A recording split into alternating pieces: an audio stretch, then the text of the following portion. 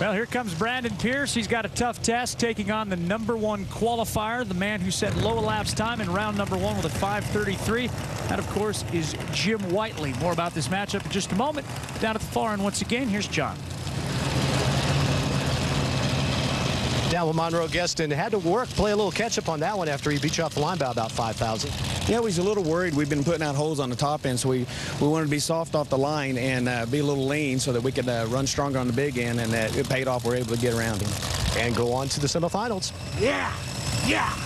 And he wouldn't lean off the start line. He was right there. It was a solid effort right there. Now here comes the #1 qualifier for the 5th time in his career, and a guy that has had a great season running the table on the divisional level, picking up the wins, but struggled a little bit on the national level. And I say struggle by their standards. I mean, sure, this is a team that has had a year that most other teams would just be very excited to put on their resume. But the #1 qualifier and then lowered at the boom in the opening round, then 5:33, the low elapsed time. Now the winner so far in this round, 35, 38, and 39. Let's see if Brandon Pierce, who ran 39 in his opening rounds, got something for the top qualifier in that supercharged car over there on the other side of the track. Jim Whiteley was one of those guys we expected to be in the championship chase at the beginning of the season. Same thing heading into 2011? Oh, absolutely. I mean, that team's got everything you need. It's just that Phil Reichert's had a great year, and Cowie and Demke also career years for them. Not enough room at the top for everybody.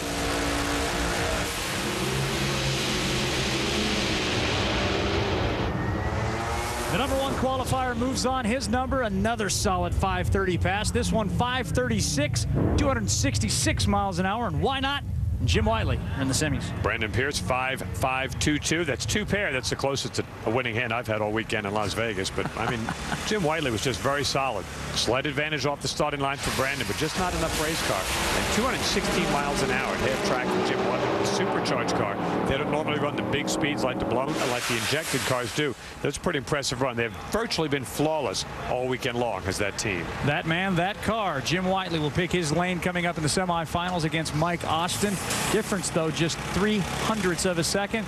Same story on the other side, where Monroe Gueston is 5:35 will pick his lane by 0.03 of a second for Mark Taliaferro. That's the Top Alcohol Dragster semifinals, which are coming up here in just a little bit.